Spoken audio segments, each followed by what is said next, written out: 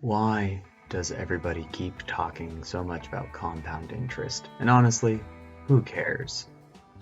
Well, I do, and I'm here today to talk to you about maybe a reason that you should too, and how time actually matters. This is Marked Perspectives, and I'm Cameron Irvin. This is brought to you by Irvin Wenborn. Taking an example of Jen. Let's say she puts away $250 a month for 13 years from age 18 to 30, and she gets an 8% return.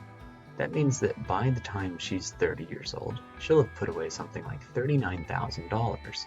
However, what it's actually going to be worth is about $30,000 more, around $68K by the time she's 30. If she's willing to wait another 30 years, that goes up to a marvelous $686,000. Add 5 years more onto that, and again it goes up to $1 million just by age 65. And 5 more years, she becomes $1.5 million rich at the age of 70. That's some pretty good compound interest. So let's take a look at another example, a gal named Julie who does the same thing as Jen. It's just that she starts from the age of 30 instead of at age 18, because life is different for everybody. By age 60, she'd have $372,000, which is good, but not as good. 65, she'd have $573,000, having invested $105,000 over that life. And by age 70, she'd be worth $872,000, although she'll have put in $120,000. So let's pause to think about this a little bit. Julie's put in 3 times as much money as Jen, and done it over a course of 40 years by the time that she's 70. Whereas Jen's only put in money for about 13 years early on in life.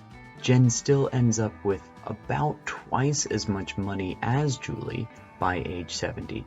And what's more, not only does she have twice as much money for putting in a third as much, but Julie will never actually be able to catch up and have the same amount of money as Jen. And we know this because we move forward to age 95 and Julie's got $6.6 million. However, Jen's got $10.1 million. Now you may think it's all about age, but it isn't. Age doesn't even matter. It's just about the amount of time that somebody's going to be invested. For example, somebody from the age of 0 to age 40 is the same thing as 40 to 80. Getting 40 years is what matters.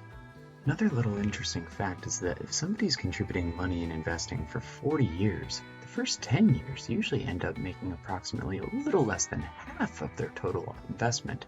Half of it. Impressed? I mean, I certainly hope so. So our key takeaways today are, number 1, time is a tool, use it to your benefit. Number 2, you have to have something saved in order to allow it to grow over time.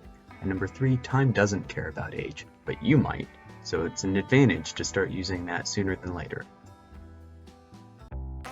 If you enjoyed this video, reach out.